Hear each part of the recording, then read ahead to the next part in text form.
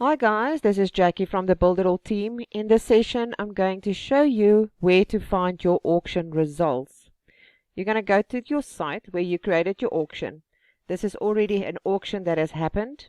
So on your left-hand side, you're going to scroll down until you go to Super Checkout. It's going to open up Super Checkout like this. And then again on the left-hand side, if you scroll down, you will see your different products right here. You're going to click on My Auctions.